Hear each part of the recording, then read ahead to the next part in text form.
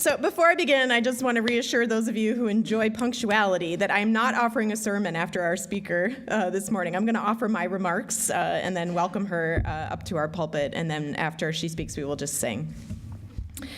So the night after the election, this hall was packed. People from our church, from other churches, people from no church at all. Many churches that I saw online as ministers were discussing, what are you going to do? How will we respond? They decided to have vigils and gatherings where they would share poetry and seek hope and inspiration, maybe grieve together. And I chose not to do that. At our gathering, we heard from speakers from 8 local organizations. And I reached out to people who were part of organizations who were serving people who were targeted during Trump's campaign. I invited them because I care about them and the people that they serve. I've come to know all of them through our good work here in this church. And the day after the election, many marginalized and targeted people were saying that the election of Trump means that I don't matter, that my body doesn't matter. And I wanted to say to these people who I respect and that I care about, that you and your bodies and your children's bodies, they matter. They matter to me, and they matter to the people of faith who share this church with me. And so I invited them to come here and speak. And as people stood right here, speaking, sharing the bullying that their children have endured on our streets, the attacks on their families, on their partners, and their bodies, as I listened to people, to the strength that they show in facing oppression, violence, and ignorance, their resilience to resettle in a new country that can be at times welcoming and supportive and at other times mean and hateful. As I witnessed the courage of people to identify themselves as they are, as beautifully non-conforming to gender binaries, in a time where violence against transgender people is more likely to result in that transgender person ending up in jail than the person who instigated or provoked the violence in the first place. And as I listened to the courage of people who've been seeking justice for decades decide that they weren't going to stop now, I knew what had to happen next. We can't just listen to people's stories to say that they matter. I can't just listen. We can't say, you matter to me. Good night, now we'll go our separate ways. And many of us made safety pins that weekend right after the election, and I made one. Actually, someone made one and they gave it to me. And mine is still sitting in a basket where my car keys go every day, because I will not wear it until I'm actually taking some action that makes people who are marginalized or targeted safer. Being an ally is a verb. It is not a name tag. It is not a noun. And this is what I was reminded of this week as I read blog after blog, knowing my subject was going to be showing up and thinking about how do we show up. For many of us, if you have identities like mine, you may feel more like an ally in this process, while others of you are actually in marginalized and targeted populations. But as I was reading, I just read blog after blog from people of color who were saying they're tired of the word ally. They explained that too often white people, or people who have identities like mine, we're only willing to do the work that's focused on us and how we feel, and work that we get recognized for, rather than doing the work that actually betters the lives of people of color, of immigrants, of trans people, of anyone who's marginalized. And so as people were thanking me on that Wednesday night for organizing our gathering and saying that they needed this process to come and process and to feel better, part of me cringed. Honestly, I knew in my heart what they meant because I also wanted to feel better. And I did in some ways. And I also felt more committed and connected. But I know that right now our political environment is not a time for me to strive to feel better. Not as if it's not a time to settle back into comfort. And for those of us who are already comfortable, it is a time for those who are not already comfortable to strive for comfort. But this is a time to ask ourselves, how is what we are doing actually making the lives of people of color, of trans people, of immigrants, of those who are dehumanized and marginalized in our community any better or safer or more welcome and honored? And for some of us, if we're really doing the work, we're gonna be uncomfortable.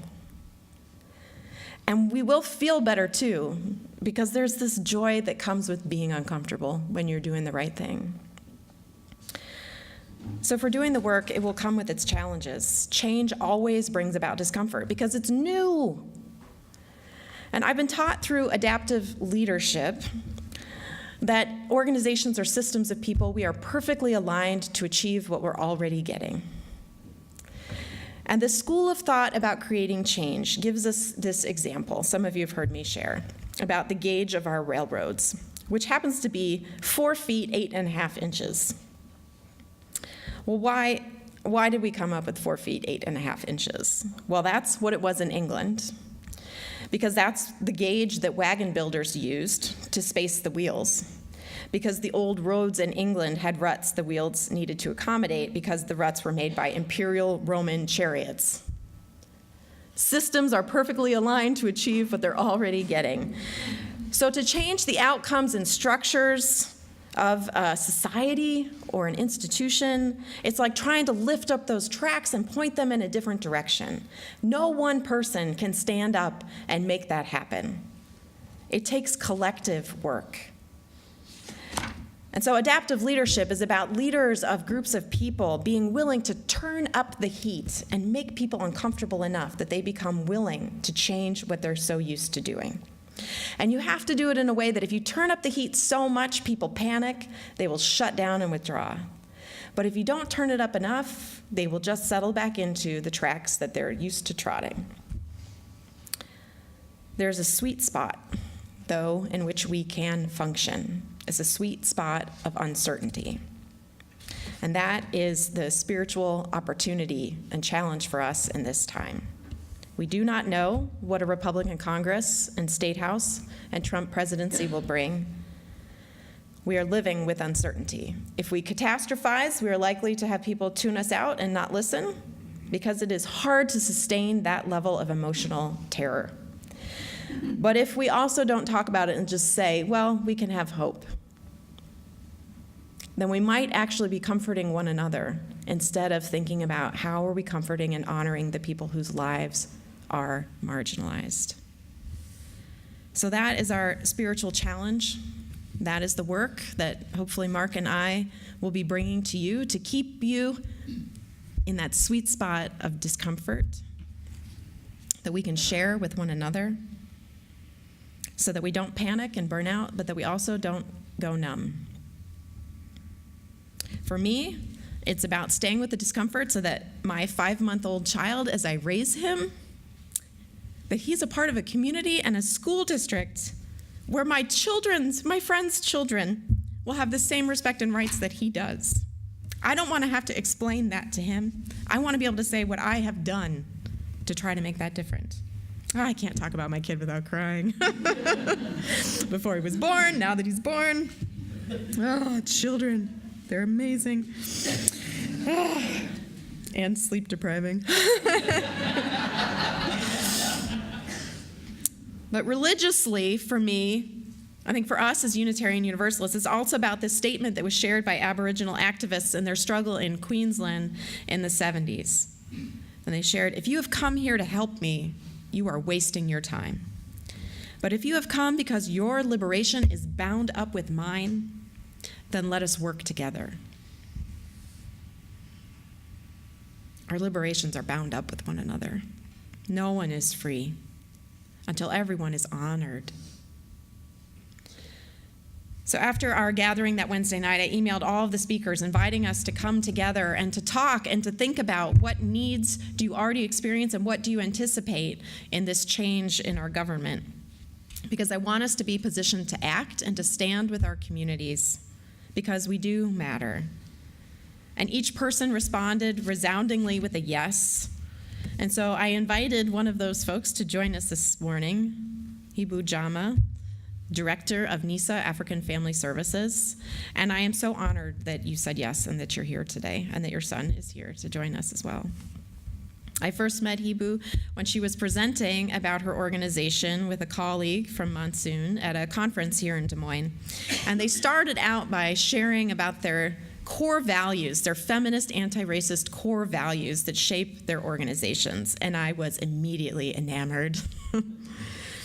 So I welcome you here this morning, Ibu, and thank you for joining us. We would be most delighted to hear what you have to say about the people you work with.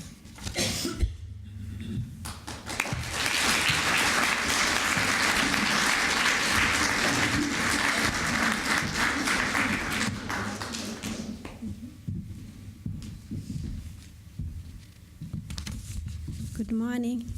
Thank you very much for inviting me here, and thank you for the second time. Last time I was here, I know I was crying. I wasn't happy. All of you were crying, and thank you, Erin.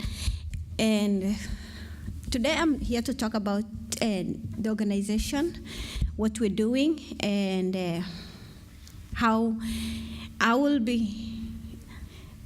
You showed us some inclusiveness, and coming here for the second time, I felt like I'm a part of the community. And I feel like today, coming here again, it's like, you know, you are all my brothers and sisters, and we're becoming like a family. And so the organization, Nisaa African Family Services, we started in 2011. And we started under Monsoon United Asian Women of Iowa. And we're serving victims of domestic violence, sexual assault, and all kinds of violence. And our organization, before we started, I was just an advocate working. And before I started working, I was a volunteer. So I worked under AmeriCorps, I volunteered, I did a lot of community work. And the organization today, so we are funded, we're state funded by Crime Victim Division. And as we were working under Monsoon, the Crime Victim Division said, you're serving two communities, you separate. So I was scared to take the leadership role of Nisaa, and Monsoon being my side and community helping me, so we were able to separate, and we got our 501c and in 2015, and we became a separate organization as from July 1st of 2015. So what we do, we work with victims as they approach us from the severity, from the time they incur and domestic violence or sexual assault, and we worked with them until, like, our priority first is providing a safe place where they can go, and then what they want. We work with what they want. We don't push them to report. We don't push them to do anything that they don't want. So we are survivor-centered. We work with them, and so when they come to us, we help them. Most of our advocates speak multi-language, so it's not only like their native language, but we have like 3-4 languages that we speak. So those people, we are reaching communities who have language barrier. So we are statewide, we travel wherever we needed. We have one office in Des Moines, and we have another office in Iowa City. We started from being 3 staff to now 60 staff. We have a pool of volunteers, and we work with shelter services. We work with the DHS. We work with all other service providers. We give them trainings, cultural competence trainings. We give them how can we work with the community, because some of them find challenges working with the community who doesn't speak even the language. And we have so many cases that are VAWA, so when sometimes they come as a fiancé visa, they get abused, and then they can't get the documents. So we work with them applying for citizenship, green cards. Some of them don't have even, after they come here as with a fiancé visa, so they don't have no status, and then they get abused. So they go to shelter. It's a long process, like 6-8 months, but we work with them. So our partners are Justice for Our Neighbors. We have wonderful lawyers who work with us. Iowa Legal Aid, and also the coalition give us some lawyers, so our survivors can get the best they can get. And And sometimes even we have a volunteer lawyers who are paid lawyers, but once they finish one case, they will be like, oh, I'm willing to take one case from you guys. So we have like pool of volunteers and lawyers who help us with whatever needs that we have. And so what are the needs right now post-elections?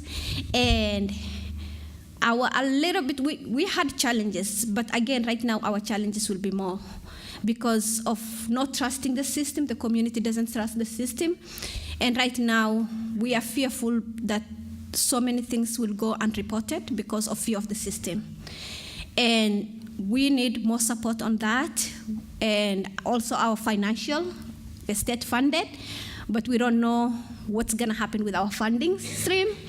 And we know so many organizations are going like, we don't know what's our future gonna bring to our funding system.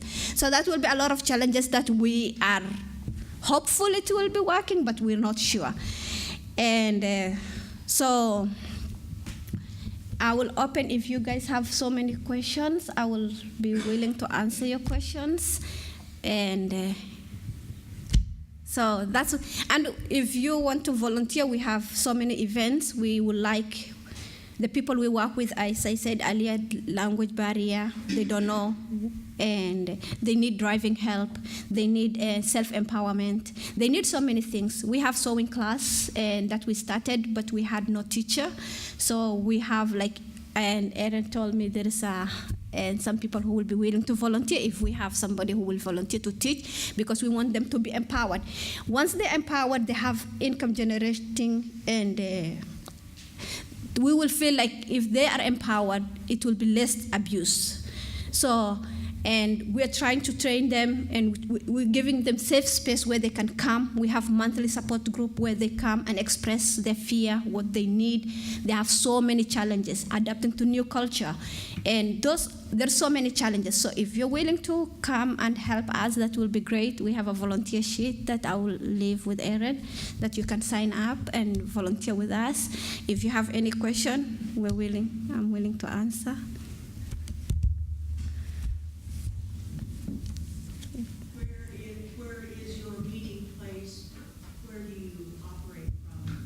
We have an office on Franklin Avenue, 4936. I'll give the address to Erin. Yeah, we have an office, and we have another office in Iowa City.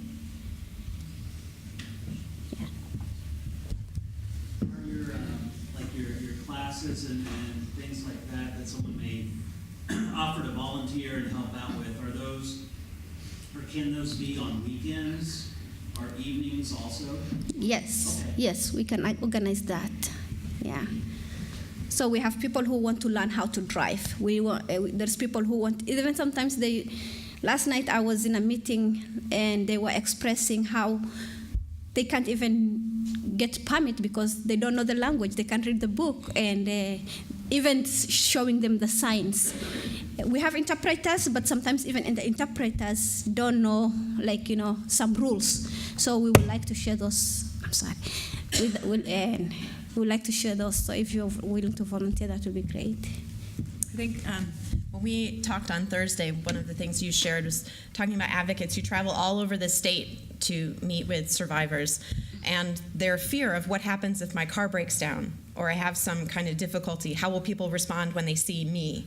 And that just breaks my heart. And when I think about what are the ways that breaks my heart, how does anyone who might be working in an organization know that breaks my heart unless I make some effort to go out of my circle and enter yours? Yes. And a great way that you can do that, I love to eat my way into a better world. December 17th, yeah? Yes. What's the time frame? And December noon to, I have flyers, I'll give you 2 to 4. 2 to 4. No, 12 to 4. 12 to 4.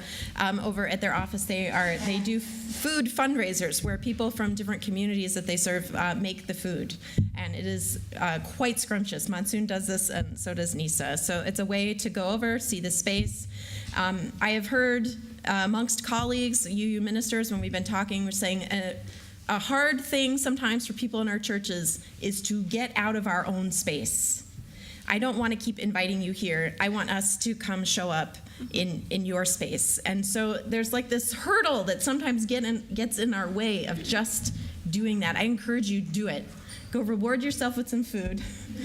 Show up, give them a donation, and start a relationship. If you are one of the people, I know many of us serve in so many capacities in our work, in our families, in the schools that we work in so many ways. But if you are looking, if you're one of the people who is looking, saying, I care, I don't know what to do, there are some really easy opportunities to get in relationship with people who are feeling very nervous in this time. It's a way for us to show up and say, you do matter.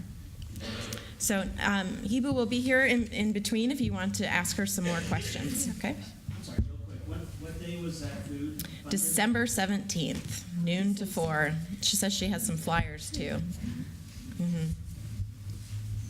Okay, thank you. Thank you.